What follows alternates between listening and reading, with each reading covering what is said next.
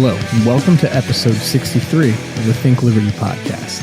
I'm your host, Vinny Marshall, and on this episode, I actually wanted to start with a bit of an announcement. In the coming days, I'll actually be transitioning out of my position hosting the Think Liberty podcast, and I'll be moving on to host a podcast of my own. We'll have a little more information on what the Think Liberty podcast is going to look like moving forward, and yes, it's going to continue to be a show on the Think Liberty network. It's just going to be a show without me.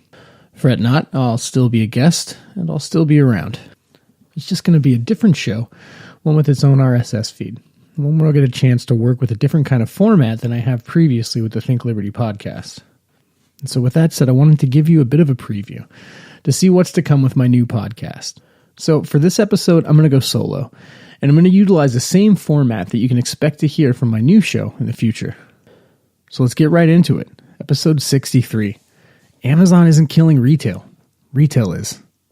There's an idea that's just accepted completely, often presented with very little to no arguments opposing it at all. And that idea is Amazon is killing the retail industry.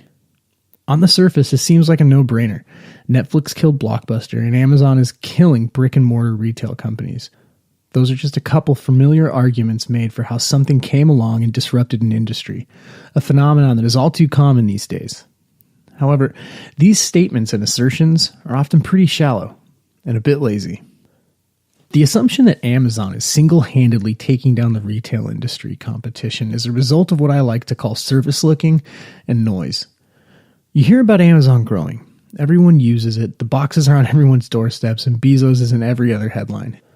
We're inundated with stories shared through social media what seems like every other day of another big retail company filing for bankruptcy as they struggle to maintain market share in a new and shifting retail market landscape. These factors create the noise that influences our opinion on the state of retail. And Amazon is such a dominant force. No one is going to argue with the claim that the company is reaching near monolithic status.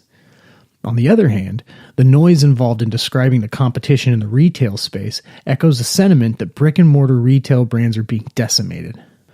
The result of this surface looking and the noise is an easily accepted kind of back-of-the-napkin analysis that Amazon is single-handedly wreaking havoc on a previously booming industry. And this is often parlayed into a dystopian vision of society and where it's headed. The popular narrative is that people disconnect from reality. The new generation of self-obsessed, antisocial, me-first, instant gratification-driven millennials have led the charge in the rise of what's perceived as a rejection of in-person shopping experiences. And, like many back-of-the-napkin analyses, this take is wrong. And the assumption about the way that millennials interact with the world and with brands in the market is wrong as well. And it's no grand revelation that the internet and handheld digital devices have clearly changed the landscape of how human beings interact with each other and their environments. I don't believe that there's a lot to argue about on this point. However, the dystopian picture that's often painted smacks as far more of a fear of what's not understood or known than it does as a realistic and stark portrayal of the shallow downfall of human civilization as we know it. Now, the truth of the matter is that despite the incredibly rapid rate at which technology has advanced, traditional companies and consumers of the economy haven't adapted to what technology has made possible. And there's a generation of market participants that struggle less to keep up than others do in the face of this changing market environment. And that generation, millennials, is easier to paint as a problem than it is to understand. The truth is, handheld digital devices and an obsessive addiction to screen time isn't a millennial-only problem, and neither is appreciating the convenience of shopping from your sectional.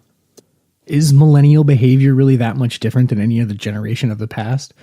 Why are millennials spending so much time staring at screens? That's where their friends are. Social interactions are now handled online, and that's something that goes for everyone. Is it now some new and special behavior that we observe people of a certain age that tend to want to spend time engaging with their social circles? I don't think so. You see, before Facebook, Twitter, Instagram, and the like, this behavior still existed, albeit with more limited forms of communication available to facilitate it. In the past, this just looked like a teenager monopolizing the family telephone, as opposed to someone with their face glued on a digital screen. So, the reality, the truth of the situation isn't nearly as dystopian as it's painted out to be. But is anyone that surprised about that? Historically speaking, people having trouble understanding things rarely ever leads to an open-mindedness and understanding. Change is most commonly met with apprehension, a fair amount of kicking and screaming, fear, and wild, primarily false, assertions manifested and presented from a place that says changes to the status quo are bad. They make people uncomfortable. So while I don't believe that millennials are causing this specific problem, I do feel like they play a major part in understanding what's going on with market environments right now. Millennials represent the first generation that society has to learn from in starting to understand what life looks like for the future of humans, considering these recent rapid advancements with technology. Many millennials were born without knowing what life without an internet is like. And it's for this reason that they think about retail, shopping, socializing, marketing, and advertising much differently than their predecessors. And whether anyone likes it or not, this is the new normal. It's something to accept and adapt to, unless you'd prefer to be left behind.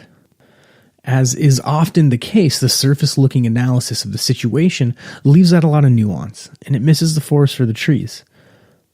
When it's stated that Amazon killed retail competitors, the statement is just accepted, while most are looking around in agreement saying things like, "No one knows how it happened exactly, but Amazon just totally killed retail." Amazon didn't kill retail. Retail killed retail. As the popularity of new platforms and mediums of communication have emerged, it's become almost trendy to write this occurrence off as something to not take seriously. You see this kind of attitude all over the place. People are often stating proudly, "Don't worry about what anyone says online. Facebook isn't real life," or "People these days spend so much time tied up in the internet, they don't stop to look around at the real world." Comments of this nature give us a great insight into what exactly is happening in the retail space right now and in many other facets of life at the moment. Half the country looks at the internet and sees some silly hobby that young people are overly obsessed with. The other half has accepted the legitimacy of the way that technology has changed business and life in general, recognize it as a new normal, and they're getting rich off of it as a result. Just looking at headlines, it's easy to get carried away with a narrative that brick-and-mortar retail stores are headed down the toilet. The problem with that is it's not at all the actual reality of what's going on with the industry. It's also no surprise that the companies that have survived and realized the success in this new dynamic are the companies that have made efforts to remain flexible in the face of changing market needs. So Target made it a big point to have the technology side of the company worked out pretty well. From a fully functional app that tells you product availability in your nearest store to online orders that you can easily pick up at a specified area inside, or to the online order and curbside pickup, there's been an obvious and heavy emphasis to tie in the online experience with the in-store experience. As a result, you can observe the revenue trends have been steadily increasing year over year. Now, you can't see this, but I'll include it in the show notes, but there's a chart here from 2006 to 2019 that shows that despite some peaks and valleys here and there, the general trend of Target's revenue has been one of consistent growth. Walmart has taken a similar approach with their online and in-store presence and experience, implementing many of the things that we just talked about with Target. Their rate of growth is charted out and it looks very similar. Year-over-year improvement in revenue growth. The links to this chart will also be included in the show notes. I know some of you are listening to this and you're going to be quick to say, well, those companies were already really large anyway, right? So that doesn't really prove much of anything at all. This is a fair argument, so let's look at some companies that aren't as large. Nordstrom is another company that put a strong emphasis toward its online presence and experience, and how it ties in with the stores. They also do curbside pickups, inventory by local stores listed, things of that nature. They're also great with marketing and outreach. They utilize digital platforms and social media to reach out to their target demographic. And they do it effectively. And we can see similar growth here that we see with Target and Walmart in a trend that is steadily increasing year over year from 2006 to 2019. And would you have guessed that Bath & Body Works is experiencing year over year success consistently? Well, they are. Take a look at their website. The robust offering and effective online and social media marketing are a primary reason for that. Linked in the notes as well is a similar chart from the ones that we've discussed, only starting at 2010 and going to 2017, that is also showing an upward trend of year-over-year improvements in revenue and growth. And then finally, we look at the example of Williams-Sonoma, Also, a very robust and well built out website and online marketing strategy. And you see a similar trend here. 2006 to 2018, there is consistent growth. Now, they did have a bit of a run and a dip, but since then, it's all been positive and upward. And these aren't just the cherry-picked outliers, right? This is a trend. The biggest growers in the retail space are those with the strongest online presence. Now, I've linked an article here that actually goes into this in a bit more detail, and you can find that as well in the show notes for this episode. Blockbuster didn't fail because Netflix just came into existence. Things are rarely ever that black and white. Blockbuster actually failed for a couple of reasons. For one, when the creator of Netflix approached Blockbuster asking to partner up, the brass at Blockbuster decided to laugh them out of the office after having heard the proposal. And two, Blockbuster had a business model that was reliant on penalizing its customers. By the time Netflix was rising in popularity and taking market share, Blockbuster's attempt to respond were simply reactionary and too late to stop what had already begun. Blockbuster did its best to keep pace with Netflix by removing late fees, but that had just led to fewer new releases on the shelves. Being that the decisions were hasty reactions, they weren't prepared for and planned for properly. By the time that Blockbuster tried to offer a DVD mailing service to compete with Netflix, they're already looking up from the bottom of a deep hole. Now, similar to the situation involving Netflix and Blockbuster, companies that are failing in retail are not failing just because Amazon exists.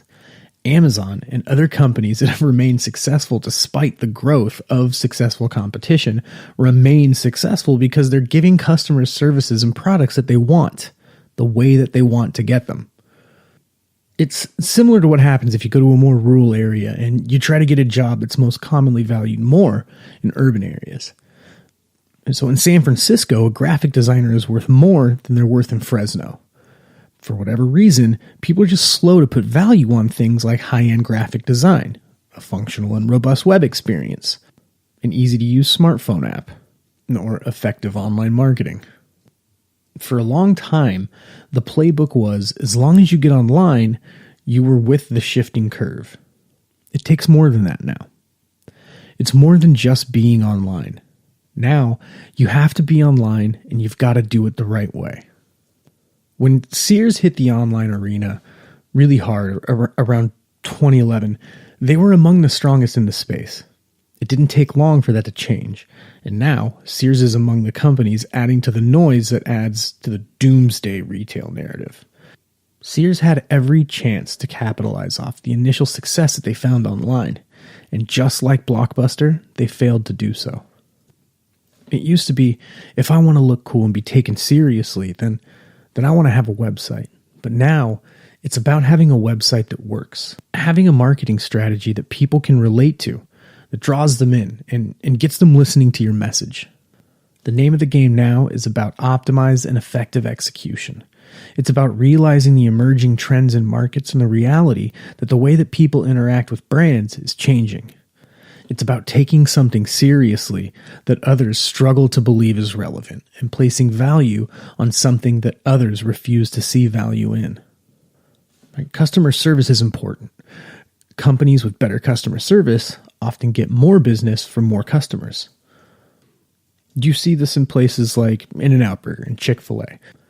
Chick-fil-A does great when they're asked about it. They say, well, we try to have good food, and the people that work for us are polite and they're friendly to the customers. And that plays a huge part in why people keep coming back. And we've seen advancements that have made customer service more effective and easier to access, like 24/7 online chats or faster access for people to get on a line that's not automated and talk to an actual operator that can help them out. And just as a website is no longer all you need, the brands that are killing it right now in customer service are the ones that are talking to their customers on social media platforms. Active responsiveness on social media has actually turned out to be kind of a secret weapon for retail when it comes to customer service and building what some people refer to as a net promoter score. I've included an article about this that'll be linked in the show notes. The successful companies right now are the ones that are realizing where their customers are, how they're communicating, and they're seeing the benefits as a result of acting on those observations. So perhaps it's time to stop with the Facebook isn't real life or the internet isn't reality rhetoric and realize that these same platforms that are excused as fantastical nonsense are also leading to people that are finding themselves and getting married, losing their jobs, getting new jobs, and becoming millionaires. It seems pretty real to me. So Amazon isn't killing retail. A lot of the players in the space are just shooting themselves in the feet and then looking up and getting mad that they just got shot in the foot. All right, everyone. Well, that's all I got for this episode. And make sure to stop by beinglibertarian.com. We're going to get this episode transcribed and published on the website as an article, and you can go check out the charts and the sources that were mentioned here. Thank you so much for always listening, and I hope that you'll join me on my new podcast and listen to that content as it comes out as well.